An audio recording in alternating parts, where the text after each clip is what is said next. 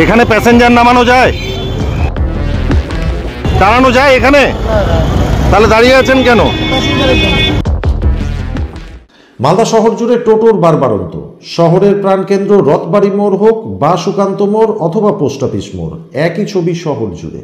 যে কোনো জায়গায় যাত্রী ওঠানো নামানো থেকে শুরু করে বিস্তর অভিযোগ, এবং বিশেষ করে স্কুল কলেজের সময়ে অফিসের কর্মীরা যে সময় অফিস যাচ্ছেন সেই সময় নানান রকম সমস্যার সম্মুখীন হতে হচ্ছে এই যানজটের কারণে। আর এই যানজটের মুখ্য হয়ে দাঁড়িয়েছে টোটো এবং অটো, বিশেষ করে রথবাড়ি মোড়, বিশেষ করে সুকান্ত মোড় এবং পোস্ট অফিস মোড়।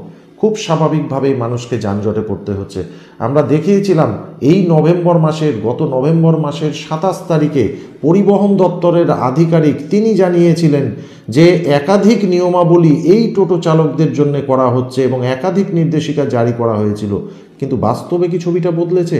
বাস্তব ছবিটা কিন্তু বদলায়নি। দেখাবো আপনাদের সেই ছবি, দেখুন। এখানে দাঁড়াচ্ছেন কেন? দাঁড়ানোর জায়গা এটা? এখানে দাঁড়ানো যায়? প্যাসেঞ্জার তুলছেন? প্যাসেঞ্জার তোলার জায়গা কি এটা? দাঁড়ানো যায় এখানে? তাহলে দাঁড়িয়ে আছেন কেন? মালদা শহর জুড়ে টোটোর বারবারন্ত। নিয়ন্ত্রণহীন টোটোর দাপাদাপি শহর জুড়ে। সমস্যায় পথ চলতি মানুষজন। একধারে ফুটপাত দখল, মানুষের চলার পথ ফুটপাত ব্যবসায়ীদের দখলে। অন্যদিকে রাস্তায় চলতে গিয়েও যানজটের সম্মুখীন পথ চলতি মানুষজন।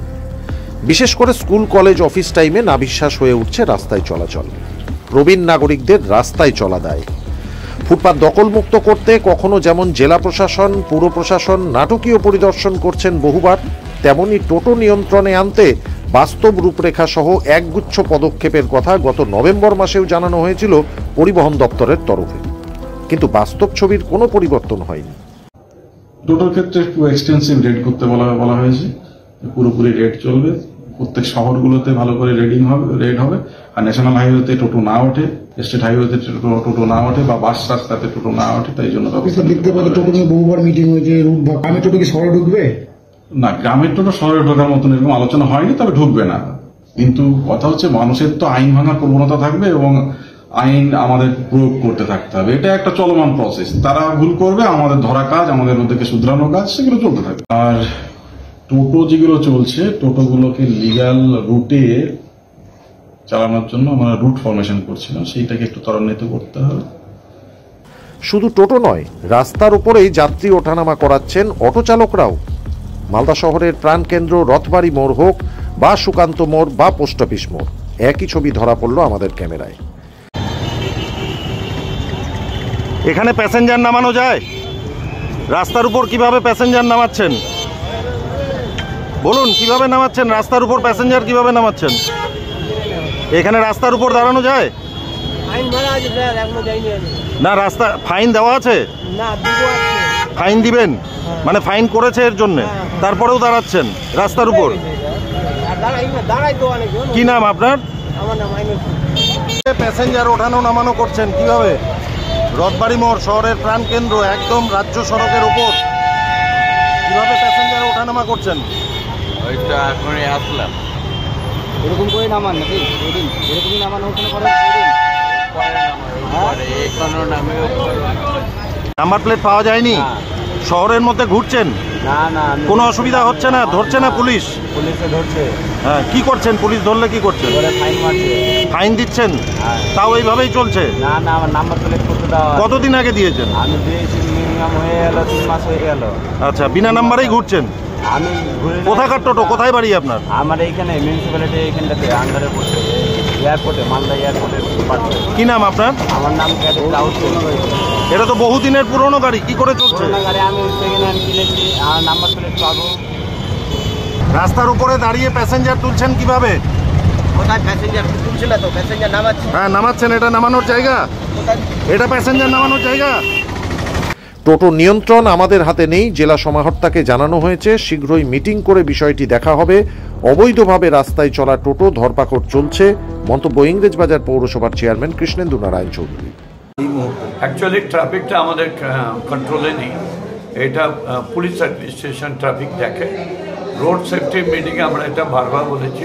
আর টোটোটা কন্ট্রোল আমাদের হাতে নেই। টোটোটা কন্ট্রোল একদম আরটিওর হাতে। ফলে আমরা এই মিটিং করে সিদ্ধান্ত নিই, ওয়েট করছি আমরা। জেলা সমর্থকও বলেছি যে একটা ইমার্জেন্ট একটা মিটিং ডেকে এটা একটা সলভ করা, কিছুটা অ্যাকশন হচ্ছে, টোটো ধরা হচ্ছে, সব হচ্ছে।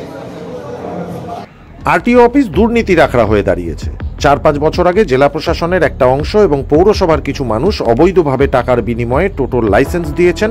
এখন নিয়ন্ত্রণের বাইরে চলে গেলেও টাকা খেয়েছেন বলে তাদের বলার মুখ নেই। কটাক্ষ বিজেপি দক্ষিণ মালদা সাংগঠনিক জেলার সাধারণ সম্পাদক অম্লান ভাদুরী।